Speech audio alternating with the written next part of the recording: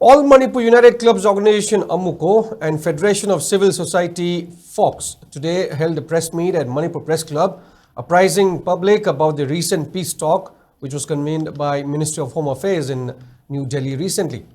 Speaking to media, Acting President of Fox B.M. Yaima said Home Ministry proposed a 6-point agenda and the Meitei civil society organizations had welcomed the agenda.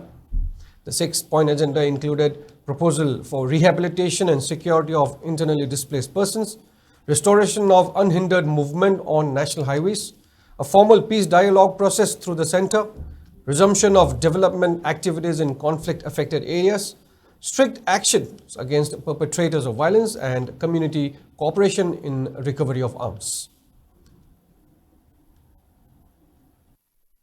Minister of Home Affairs Government India gi Maikei dagi Kuki Sesozin leaders inga Koiga Paminaraga Wari Shana Vigi Tankaktu Madumadi Akoi Lomi Navasumi Say Ani Panning Chit Akoiga Makoiga Unavayadana Lakiba Paringadu India Government Minister of Home Affairs ki Presence Akoina Hariba Wari Shana Vitanka do Ekoina Haiba Makoina Haiba Punamuto Makoina decide to Jerasunu Haidana Koi Wari Shana Jarubani Hariba Kongcheleze peace process Natraga Madugi Shanti Gioiba Norman Simalam Damchida Hanjik Bagi communication Chenelama Hangbo Panena Koi Wakanda Tamjaraganda Manipur Miana Pamiba Adumba Wakalon Madugioiba Apama Singdo Akoina Suchitadana Hai Pama Suputo Agakoi Tamjagibani.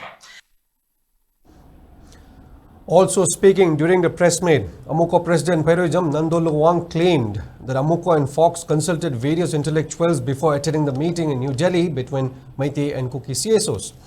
The meeting deliberated upon both short-term and long-term measures.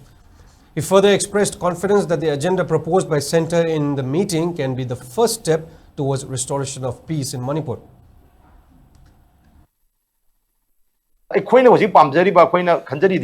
Hogdokpa laitergadi aroi bam soi lairoi akoi solution lakna ba koi gi road map ama semakban aduga ai khoina kuki ge wari sajage hairu busna teba kuki da jo jingna kauraga chatpa suna teba Ministry of Affairs gi lebak gi authority wori badgumba loisang ama dagi akoi loop amada natraga loop kharada foreman chi repti haibani yam phajana akoi gi MSA gi official sing phone tawrei bini SIB gi official sing phone tawrokna tawbani na adudi masidi akoi chatlaga karigumba wari kha saraga karino akoi gi su Manipur gi wariba Manipur miyam gi wakalon sini aseng bana sini sengdabna sini akoi history ken false narratives miyam ma moju tawke tawe akoi dum intervene tawe adu khangi moi keno sing su ministry gi official sing su khangi sumaina wari sadomba kaigumba koina chalamdraba koki jo sing gi kampun chata di moina haibang hakta ta gi bata bane adu moina chanaba yaroi daba maitaina sawada ma hakta sawala li bang hakta wari khar lokchalaga mayam da hana bayan helaga thadoga masida maitaina kaigumba sawduna kaigumba watho matoba dimension chalalaga sumoi de khoi wari saroina ga harga phirep lorga